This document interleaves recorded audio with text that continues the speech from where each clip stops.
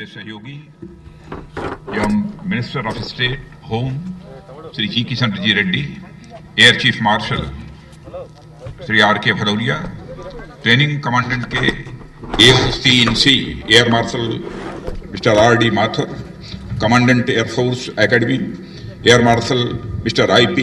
Vipin, chairman DRDO Shri Satish Reddy, Indian air force के सारे officers, family members, armed forces के सभी वेटरन्स, ट्रेनिंग एकेडमी के ऑफिसर्स एवं स्टाफ, कैडेट्स एवं कैडेट्स के माता पिता एवं परिवारजन जो इस कार्यक्रम को वर्चुअली लाइव देख रहे हैं एवं अन्य देवियों व सज्जनों, आज इंडियन एयरफोर्स एकेडमी की पासिंग आउट परेड में आप सभी के बीच आकर मुझे बेहद खुशी है और मैं स्वयं को गौरवान्वित भी महसूस कर रहा हूं। कल से अभी तक मेरा यह अनुभव लगातार मजबूत होता गया है कि मैं देश के बेस्ट और ब्राइटेस्ट कैडेट्स के बीच में मौजूद हूं, जो अब ट्रेनी से कमीशन्ड ऑफिसर बनने वाले हैं। और मुझे यह भी जानकारी दी गई है कि आज इस एकेडमी का 100th कोर्स का पास आउट हो रहा है। इसलिए आपके लिए यह पल दो गुनी खुशी का पल होना चाहिए और खुशी के इस पल को बहुत से लोग, खासतौर पर ट्रेनीज के परिवार के लोग आज ऑनलाइन देख रहे हैं। मैं उनका स्वागत भी करता हूं और सारे परिवारजनों का अपनी तरफ से हार्दिक अभिनंदन भी करता हूं।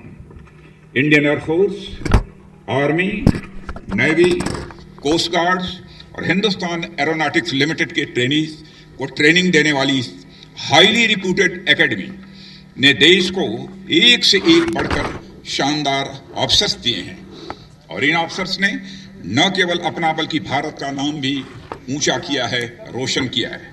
आप भी जैसे ही अपने कदम इस एकेडमी के बाहर रखेंगे, न केवल आपके कमांड की बल्कि पूरे देश की निगाहें आपके ऊपर होंगी। आपको भी उसी नक्शे कदम पर चलते हुए देश के मान, सम्मान और स्वाभिमान की सुरक्षा के लिए हमेशा तैयार रहना होगा। अपने देश के प्रहरी होने का गौरव और जिम्मेदारी बड़े सौभाग्य की बात होती है। मुझे पूरा भरोसा है कि इस जिम्मेदारी का पूरी मुस्तैदी और ईमानदारी से आप निर्वाह करेंगे। आज जब वायुसेना की यह प्रतिष्ठित एकेडमी अपनी गोल्डन जुबली से बस कुछ कदम दूर है, हम संकल्प लें कि अपने राष्ट्र की सुरक्षा, सम्मान और उसके प्रति समर्पण को नई ऊंचाइयों पर ले जाएंगे। देश की रक्षा का हमारा दायित्व और कर्तव्य सर्वोपरि होगा और हम किसी भी परिस्थिति के लिए हमेशा तैयार रहेंगे। अभी जब आपकी परेड मेरे सामने से होकर गुजर रही थी तो मैं उसमें अपने देश को आगे बढ़ता हुआ सुनहरा और सुरक्षित भविष्य में देख रहा था।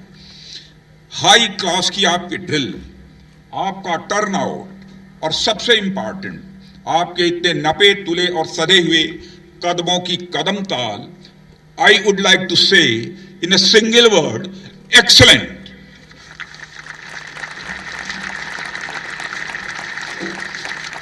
कदम से कदम और कंधे से कंधा मिलाकर चलने की आपकी यह क्षमता ही किसी बड़े लक्ष्य को प्राप्त करने में सहायक होगी। यही क्षमता तो हमारी आर्म्ड फोर्सेस को मजबूत बनाती है। आप लोगों के इंडियन एयरफोर्स, इंडियन नेवी और कोस्ट गार्ड में ऑफिसर बनने का साक्षी होते हुए मुझे भी गौरव की अनुभूति हो रही है। विशेष उपलब्धियों और सम्मान के साथ पास होने वाले कैडेट्स को मैं अपनी ओर से बधाई भी देता हूं और हार्दिक शुभकामनाएं देता हूं। मैं बधाई देता हूं अपने friendly countries Vietnam, Nigeria, Sri Lanka से यहाँ आए उन ट्रेनीज को भी जो इस एकेडमी से पास आउट होकर निकल रहे हैं। देश सेवा के लिए प्रोत्साहित करने और कदम कदम पर साथ देने के लिए मैं आपके माता पिता समेत पूरे परिवार को भी धन्यवाद देता हूं और उनका पुनः मैं अभिनंदन भी करता हूं। मैं उस ट्रेनिंग टीम की भी सराहना करता हूं जिन्होंने आपको सामान्य इंसान से फौलाद बनाने में दिन रात की कड़ी मेहनत की है। साथियों, अब आप जिस संगठन के अंग हैं उसका एक गौरवशाली इतिहास रहा है। देश की संप्रभुता, एकता और अखंडता की रक्षा के लिए इंडियन एयरफोर्स ने जरूरत पड़ने पर दुश्मनों के हौसले पस्त करने वाले शौर्य और पराक्रम का परिचय दिया है। 1961 के गोवा मुक्ति संग्राम से लेकर 65 के इंडो पाक वार, 71 के बांग्लादेश मुक्ति संग्राम और लोंगेवाला में आपका प्रदर्शन, 84 के ऑपरेशन मेघदूत, 99 के ऑपरेशन सफेद सागर और हाल ही में बालाकोट के कुछ ऐसे अध्याय हैं जो न केवल वायुसेना के बल्कि हमारे देश के इतिहास के गोल्डन चैप्टर्स माने जाएंगे। साथियों, हमारे एयर वॉरियर्स ने जिस तरह अपना सर्वस्व दांव पर लगाकर देश की आन बान शान पर कोई आंच नहीं आने दी, वह अपने आप में एक मिसाल है। शुरू से लेकर अब तक हमारे एयरक्राफ्ट भले बदल गए हों, इक्विपमेंट भी भले बदल गए हों, पर राष्ट्र की सुरक्षा का संकल्प, जोश और जुनून आज भी ठीक उसी तरह एक विरासत के रूप में बरकरार है जिसके आप ही वारिस हैं। अब इस विरासत को न केवल आपको सहेज कर रखना है, बल्कि एक वारिस के तौर पर इसे और भी आपको आगे ले जाना है। साथियों, अब तक एकेडमी में आपने जो अनुभव लिए हैं, सर्विस के दौरान आपके अनुभव उससे बहुत अलग होंगे। हमें उनके लिए न केवल वर्तमान बल्कि भविष्य की दृष्टि से भी तैयार रहना होगा। नॉर्दर्न सेक्टर में हाल ही में हुए इंडो चाइना स्टैंड ऑफ से भी आप अच्छी तरह परिचित हैं। कोविड जैसे संकट के समय में चीन का यह रवैया उस देश की नीयत को दर्शाता है। हालांकि हमने यह दिखा दिया है कि अब यह हमारा भारत कोई कमजोर भारत नहीं रहा है। यह एक नया भारत है जो किसी भी तरह के ट्रांसग्रेशन, एग्रेशन या सीमाओं पर किसी तरह के यूनिलैटरल एक्शन का माकूल और मुकम्मल जवाब देने की कुव्वत रखता है। हमारे द्वारा उठाए गए कदमों की प्रशंसा और समर्थन कई बड़े देशों द्वारा भी हुई है। आप सब भी इससे अवगत होंगे। हम किसी भी विवाद का समाधान शांतिपूर्ण और बातचीत के जरिए ही निकालने में विश्वास रखते हैं। दोनों देशों के बीच मिलिट्री और डिप्लोमेटिक चैनल्स के जरिए बातचीत हो रही है। मैं आज के इस अवसर पर फिर से कहना चाहूंगा कि हम संघर्ष नहीं बल्कि हम शांति चाहते हैं, मगर देश के स्वाभिमान पर किसी तरह की चोट हम बर्दाश्त नहीं करेंगे। हम किसी भी स्थिति का मुकाबला करने के लिए पूरी तरह से तैयार हैं। इसी तरह वेस्टर्न सेक्टर में पाकिस्तान से लगती सीमाओं पर आए दिन हमारा पड़ोसी कुछ न कुछ नापाक हरकतें करता रहता है। एक नहीं बल्कि 4 युद्धों में मात खाने के बाद भी हमारा पड़ोसी अब पाकिस्तान आतंकवाद के जरिए एक प्रॉक्सी वार लड़ रहा है। आतंकवाद की चुनौती के खिलाफ हमारी सेना, सुरक्षा बल और पुलिस पूरी मुस्तैदी के साथ मुकाबला कर रहे हैं। मैं उनका भी अभिनंदन करना चाहता हूं। अब तो भारत आतंकवादियों के खिलाफ देश के भीतर ही नहीं बल्कि सीमा पर ही, सीमा पार जाकर भी प्रभावी कार्रवाई कर रहा है।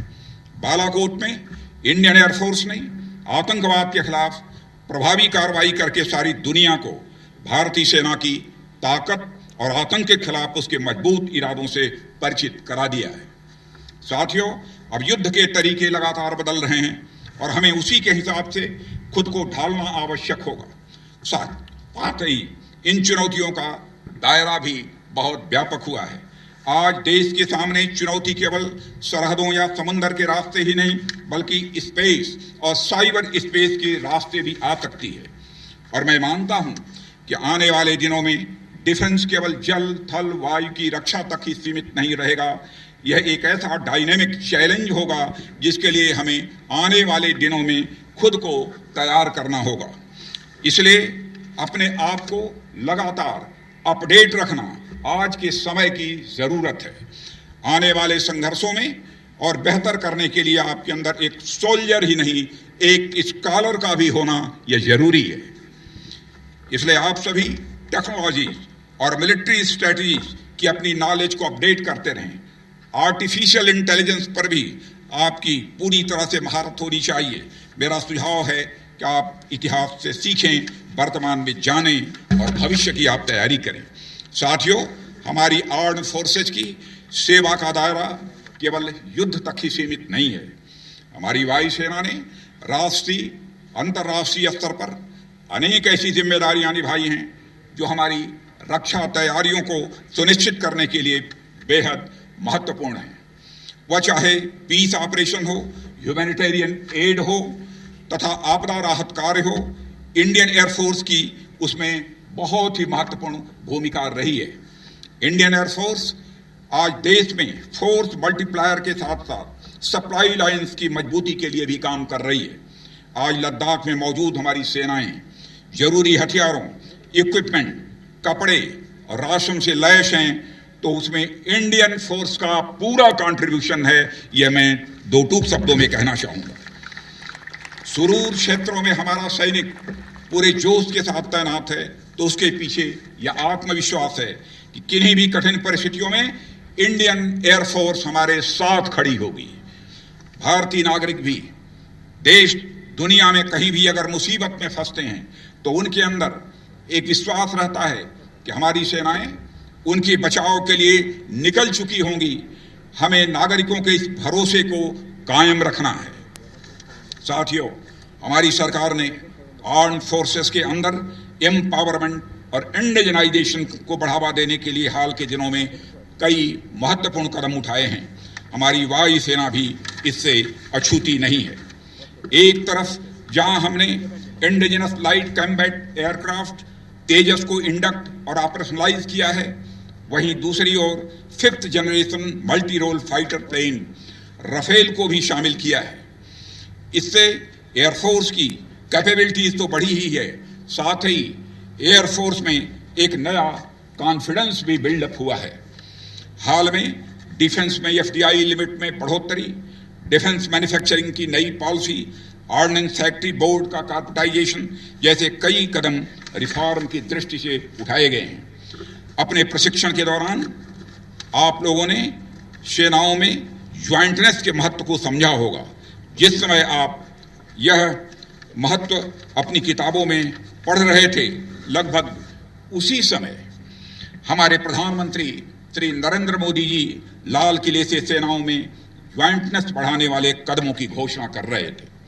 सेनाओं की क्षमता को और अधिक बढ़ाने के लिए सीडीएस और डीएमए की भी स्थापना की गई है। आप लोगों को बताते हुए साथियों, मुझे बेहद खुशी हो रही है कि एयर डिफेंस और मैरीटाइम कमांड के बारे में सोच विचार एडवांस स्टेज पर चल रहा है, जो आने वाले समय में हमारी सेनाओं को इंटीग्रेटेड और कॉम्प्रिहेंसिव तरीके से काम करने में काफी सहूलियत देगा। साथियों, हमारी आर्म्ड फोर्सेस के ऑफिसर्स के बेटर सेटिस्फैक्शन के लिए प्रमोशन और अन्य सुविधाओं से संबंधित मामलों में भी एक पॉजिटिव अप्रोच अपनाया गया है। मैं आप सभी को यह भरोसा देता हूं कि आर्म्ड फोर्सेस और पर्सनल के एम्पावरमेंट और वेलफेयर के लिए हम कोई कसर नहीं छोड़ेंगे। साथियों, इस साल 1971 के युद्ध में हुई विजय की गोल्डन जुबली मनाई जा रही है। यह साल है उन सभी योद्धाओं को याद करने का जिन्होंने भारत के लिए पराक्रम और शौर्य की दास्तान लिखी और कई बहादुरों ने अपनी जान तक भी कुर्बान कर दी। 1971 में फ्लाइंग ऑफिसर निर्मलजीत सिंह सेखों जैसे सूरमाओं की कहानी और कुर्बानी भला कौन भूल सकता है।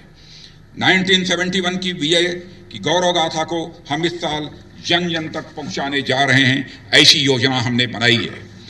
अंत में मैं एक बार फिर आप सभी के सुनहरे भविष्य के लिए अपनी हार्दिक शुभकामनाएं देता हूं। मुझे पूरा विश्वास है कि आप अपनी उपलब्धियों से अपने ट्रेनर्स, माता पिता और सारे देश को गौरवान्वित करेंगे। एक सुनहरा भविष्य आपकी प्रतीक्षा कर रहा है। I wish you all a bright future and happy landing. Thank you very much. जय हिंद। नमस्कार, मैं हूं मानक गुप्ता।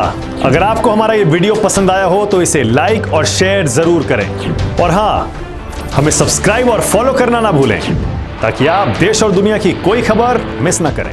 तो जुड़े रहिए हमारे साथ और देखते रहिए न्यूज़ 24।